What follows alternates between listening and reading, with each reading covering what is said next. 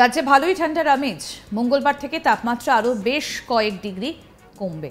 হাওয়া অফিস জানিয়েছে মূলত রাতের দিকে তাপমাত্রা আরও কিছুটা কমতে পারে, আর তার সঙ্গে থাকবে কুয়াশার দাপট।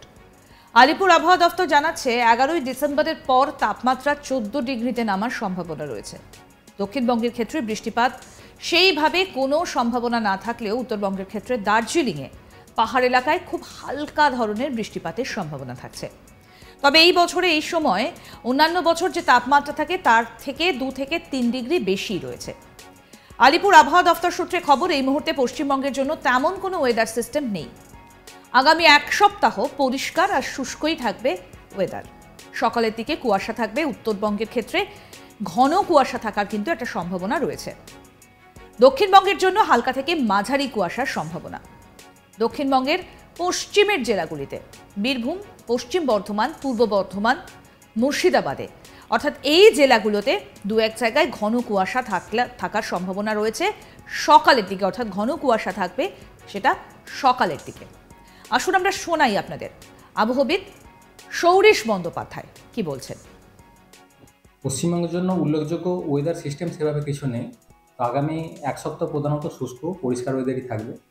সকালের দিকে কুয়াশা থাকার সম্ভাবনা রয়েছে, বিশেষ করে উত্তরবঙ্গের জেলাগুলো সকালের দিকে দু এক জায়গায় ঘন কুয়াশা থাকার সম্ভাবনা রয়েছে আগামী 2-3 দিন। দক্ষিণবঙ্গের জন্য প্রধানত হালকা থেকে মাঝারি ধরনের কুয়াশা সকালের দিকে। আর পশ্চিমের জেলাগুলোয় বিশেষ করে বীরভূম, পশ্চিম বর্ধমান, পূর্ব বর্ধমান এবং মুর্শিদাবাদ, মেনলি এই জেলাগুলো দু এক জায়গায় হয়তো ঘন কুয়াশা থাকার সম্ভাবনা থাকছে সকালের দিকে।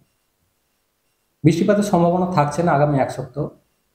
তাপমাত্রা বর্তমানে যেটা চলছে স্বাভাবিকের থেকে প্রায় 2 থেকে 3 ডিগ্রি মতো বেশি রয়েছে।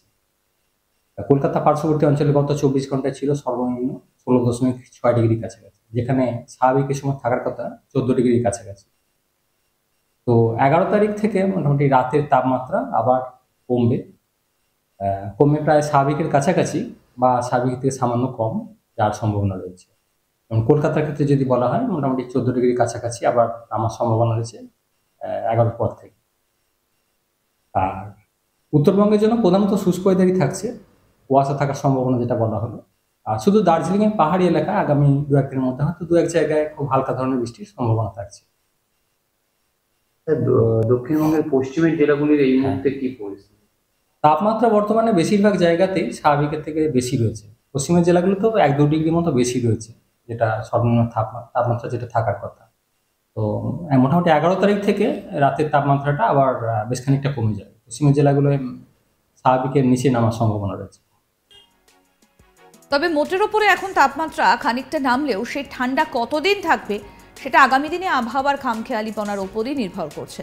তবে এখনই বড় কোনো আবহাওয়ার পরিবর্তন হচ্ছে না বলেই জানিয়েছে আলিপুর আবহাওয়া দফতর। অর্থাৎ উত্তরবঙ্গে ঘন কুয়াশা থাকবে বেশ কয়েকটা জায়গাতে, আর দক্ষিণবঙ্গের ক্ষেত্রেও বেশ কয়েকটা জায়গায় সকালের দিকে কুয়াশা থাকার সম্ভাবনা রয়েছে। তবে যেটা আলিপুর আবহাওয়া দফতর জানাচ্ছে যে অন্যান্য বছর শীতের সময় অর্থাৎ জানুয়ারি মাসের এই সময় যে তাপমাত্রার পারদ যতটা থাকে এবছর তার থেকে একটু বেশি রয়েছে, অন্তত 2-3 ডিগ্রি বেশি রয়েছে। তবে হু করে নামবে তাপমাত্রার পারদ এবং 11 তারিখের পর থেকে শীতটা আরও বেশি অনুভূত হবে। আপাতত রাজ্যে ভালোই থাকবে ঠান্ডার আমেজ। মঙ্গলবার থেকে তাপমাত্রা বেশ কয়েক ডিগ্রি কমতে পারে, এমনটাই কিন্তু পূর্বাভাস দিচ্ছে আলিপুর আবহাওয়া দফতর। হাওয়া অফিস আরও জানাচ্ছে মূলত রাতের দিকে তাপমাত্রা আরও কিছুটা কমতে পারে, তার সঙ্গে থাকবে কুয়াশার দাপট। আলিপুর আবহাওয়া দফতরের সূত্রে খবর, 11ই ডিসেম্বরের পর তাপমাত্রা 14 ডিগ্রিতে নামার একটা সম্ভাবনা রয়েছে। দক্ষিণবঙ্গের ক্ষেত্রে বৃষ্টিপাতের সেইভাবে কোনো সম্ভাবনা নেই।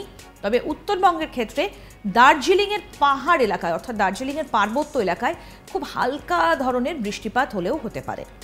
তবে বছরের এই সময় অন্যান্য বছর যে তাপমাত্রা থাকে তার থেকে 2 থেকে 3 ডিগ্রি বেশি রয়েছে এবারে তাপমাত্রার পারদ।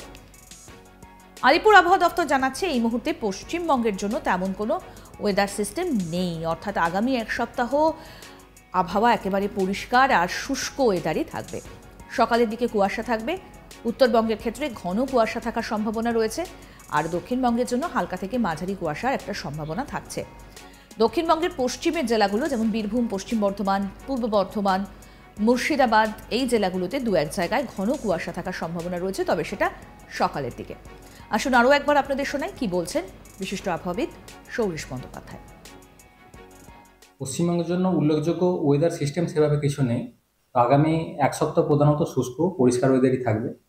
সকালের দিকে কুয়াশা থাকার সম্ভাবনা রয়েছে, বিশেষ করে উত্তরবঙ্গের জেলাগুলো সকালের দিকে দু এক জায়গায় ঘন কুয়াশা থাকার সম্ভাবনা রয়েছে আগামী 2-3 দিন।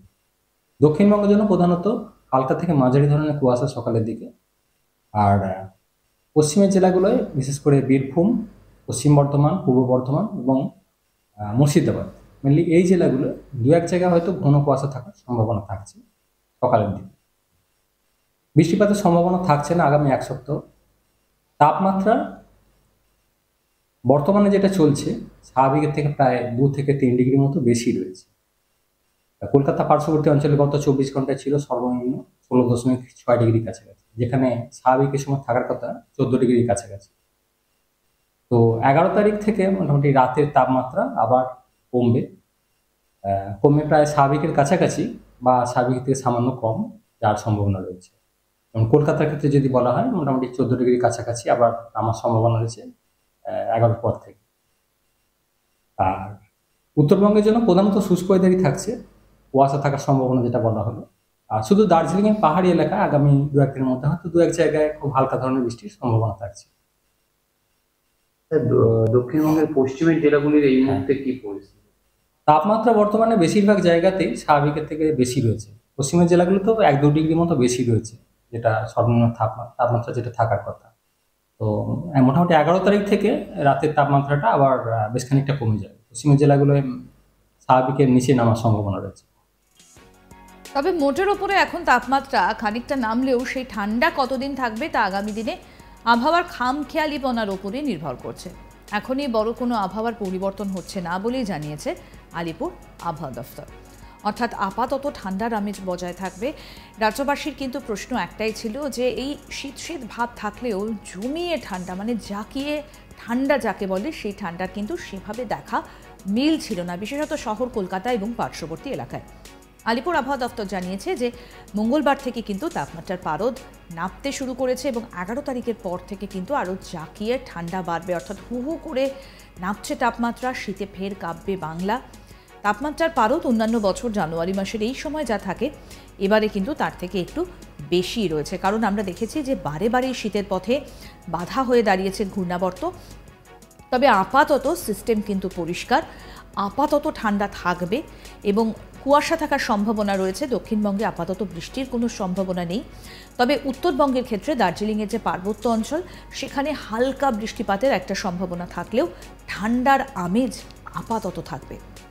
আরও আপডেট পেতে আজ তাক বাংলার ইউটিউব চ্যানেল সাবস্ক্রাইব করুন, নোটিফিকেশন পেতে বেল বাটন অপশন প্রেস করুন। এই ভিডিও সম্পর্কে আপনাদের মতামত জানান, কমেন্ট করুন, শেয়ার করুন, হোয়াটসঅ্যাপে ফলো করুন আজ তাক বাংলা।